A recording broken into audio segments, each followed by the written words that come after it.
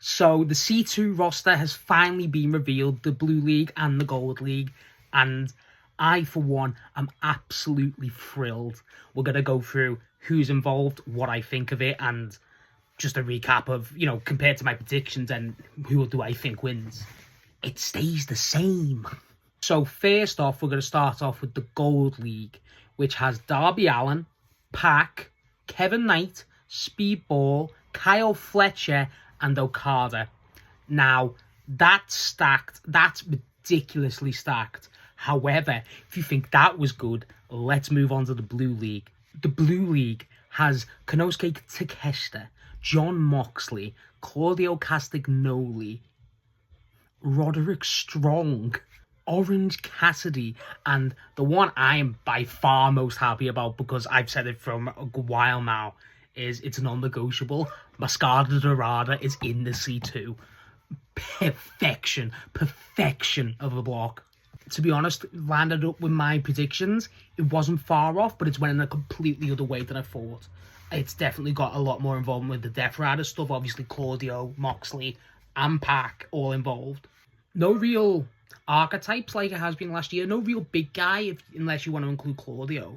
The picks are solid. There's no bad matchups there. You got Claudio. So, the Gold League, Jet Speed, just from that small period of just that small sequence from the Casino Gauntlet match on Full Gear, was phenomenal. They look ridiculously fluid together, as you'd expect by both individual wrestlers.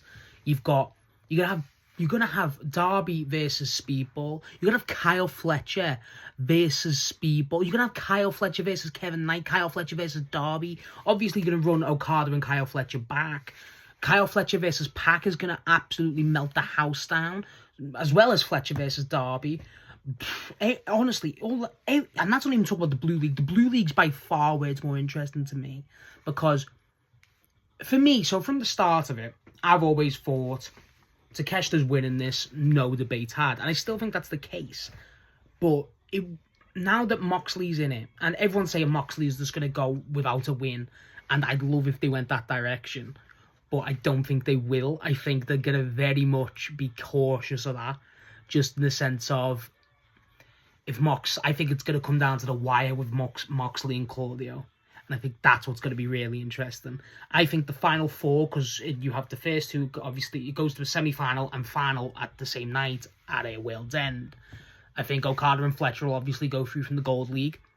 And I also think that Takeshita and Claudio will go through. I think Claudio will attack Mox and basically slime him out, as everyone's expecting in that match. I think the turn, everyone's predicting the turn happens during this tournament, 100%. I feel like it's really heating up, especially after the backstage promo of Full Gear. It's destined to happen. Now, there's a lot of matches that people are saying are going to be rematches and stuff, and honestly, if you can find a bad match in that entire C2 card, both box, I'll take off my hat. That's ridiculous. I don't care if it's a rematch. You're going to complain at Darby and Pac running it back. You're going to complain at Okada and Fletcher running it back. You're going to complain at Claudio Castagnoli versus Roderick Strong one more time. You're going to complain about Moxley versus Roderick Strong. I get to see Moxley versus Takeshita. I get to see Mascara Dorada and Takeshita go at it again. I get to see Takeshita and Cassidy go at it again. And all these multiple combinations are phenomenal. Claudio versus Dorada is 100% one of my most hyped matches. I think Takeshita versus Roddy will absolutely burn the house down. Back onto the Gold League, I mean, Darby versus Fletcher for me is the obvious matchup to be excited for there. I think Pac versus Okada running it back's really interesting. Pac versus Fletcher. I can't overstate this enough. That entire run, just every matchup, every combination is ridiculously exciting. And everyone does say, the C2 is the best time of the year. They're not wrong. It's phenomenal. Honestly, one of the best tournaments. I love the C2. I love this season. I really do.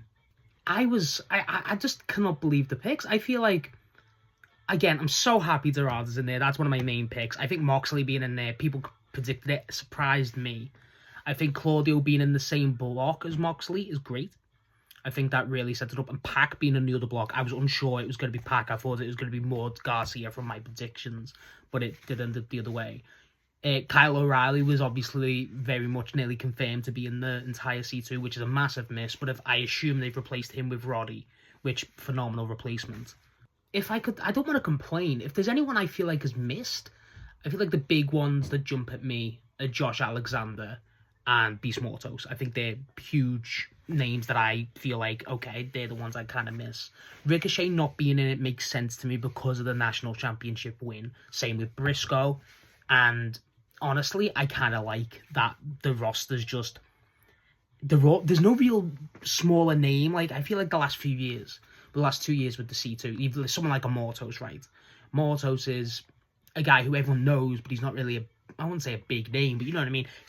He's not a main eventer. You know what I mean? He's a good guy to have a great match with. He's consistent as all, and the solid match performer, and can take a pin quite easily.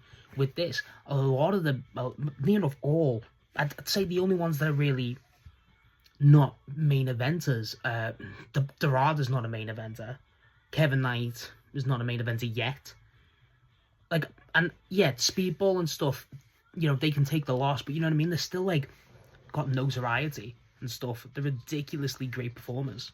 A lot of storytelling is going to come from the Continental Classic this year. And normally with the first year, obviously with Eddie, that was a big story that ran throughout with his own narrative. I feel like this one's going to have a lot of turning points for other stories that are going on. Obviously, Okada versus Takeshita's the big one. Fletcher's inclusion with that is phenomenal. The Death Riders, obviously. I feel like people are kind of glossing over the fact of two things. One, Jet Speed are facing each other, and yeah, they're a great tag team and great individual guys. But could we see a heel turn, you know, from that? Could that birth something? You never know.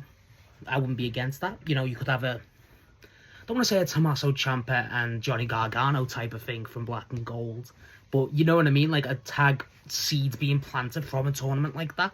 I think that's a great call. And I've predicted it before in my Mark Briscoe video with the TNT belt, which if you haven't seen yet, watch. I think Roderick Strong's going to turn heel, but I feel like they wouldn't have him turn heel in the C2, but I feel like they could definitely establish a more brutal style with Roderick, which, if that's possible, I'd be amazed. But you know what I mean? Like, kind of plant some seeds that it's not a complete shock, but that could be just a complete stupid thought by me. Like I said, how do I think it goes? I think like Fletcher Okada gold block. I think the final, it will obviously be Okada to Takeshita, but that first semi-final of Fletcher versus Takeshita is going to be a show stealer, and I could not emphasize that enough.